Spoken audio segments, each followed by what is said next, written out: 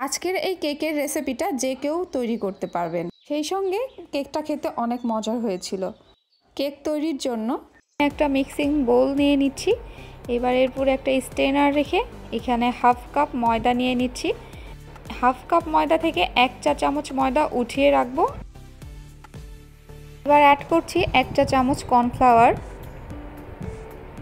এবং এর সঙ্গে অ্যাড করব হাফ চা চামচ বেকিং পাউডার এবং 1/4 চা চামচ বেকিং সোডা।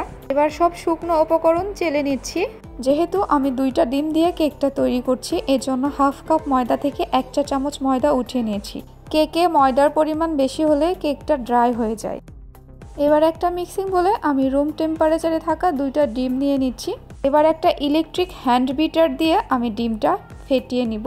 আপনারা এই কাজটা হ্যান্ড উইক্স দিয়েও করতে পারেন, এতে সময় একটু বেশি লাগবে।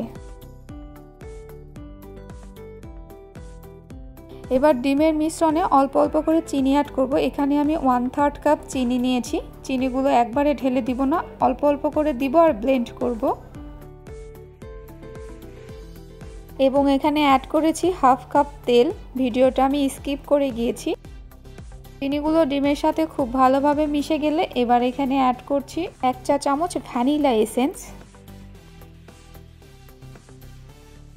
এবং এখানে অ্যাড করছি 1 চা চামচ লেবুর রস। আবারও সব উপকরণগুলো ভালোভাবে মিক্স করে নিব। ডিমের এই মিশ্রণটা একদম ফোমি করার দরকার নেই, জাস্ট চিনিটা ডিমের সাথে যেন ভালোভাবে মিশে যায় সেদিকটা একটু খেয়াল রাখবেন।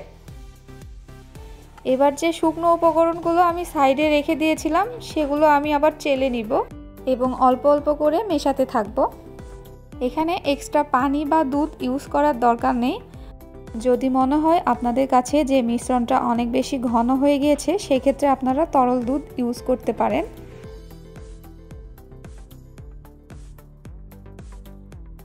এই তো সব উপকরণগুলো খুব ভালোভাবে মেশানো হয়ে গিয়েছে।